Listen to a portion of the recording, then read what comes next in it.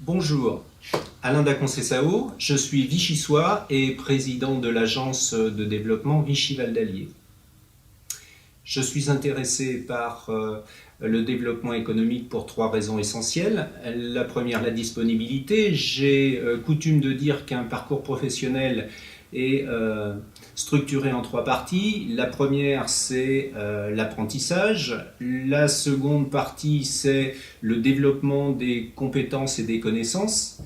Et le troisième, c'est savoir partager ses connaissances et restituer ce qu'on a pu apprendre. Vous aurez compris que je suis dans la troisième partie.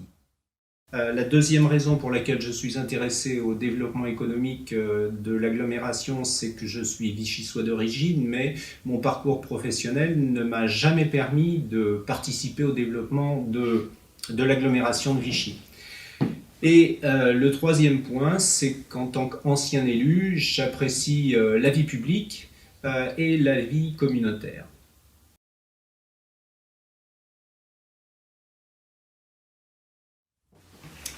C'est une question à laquelle les entreprises privées ont eu à faire face depuis de nombreuses années. Elles ont répondu à ce problème par des restructurations rapides qui leur ont permis d'optimiser leur réponse par rapport au marché.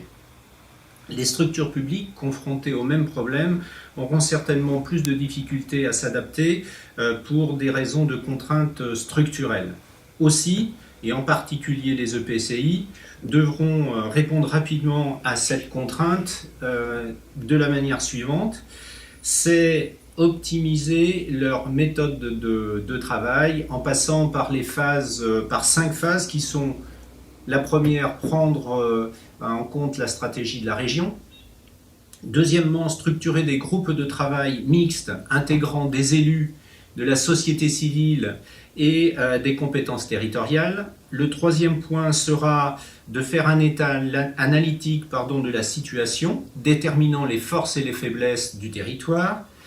Ensuite, c'est déterminer une stratégie locale s'appuyant sur les forces et comblant les faiblesses. Et le dernier point, ça sera développer un plan d'action et de financement.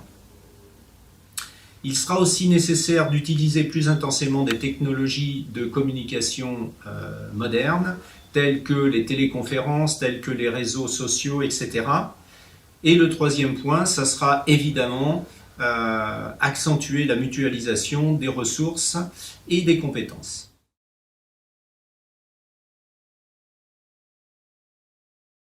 Il me semble nécessaire d'avoir une stratégie économique territoriale adaptée, lisible et partagée par l'ensemble des acteurs. Et j'insiste sur les trois termes: adapté, lisible et partagé.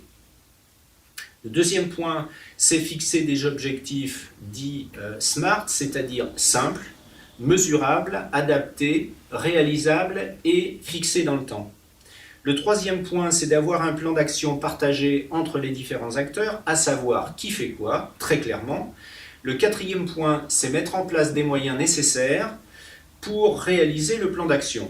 Des exemples: avoir de l'immobilier d'entreprise, des zones industrielles, avoir des plans de formation adaptés, des centres de compétences sur lesquels s'appuyer, tels des clusters, et une organisation unique de développement qui permet de faire de la prospection et de l'accueil de porteurs de projets, de synchroniser les actions entre les différents intervenants, d'organiser des réseaux de communication inter-organismes de développement et de faire coexister dans le développement des différents mondes économiques tels que le sport, la culture, le tourisme, qui font partie vraiment du développement économique.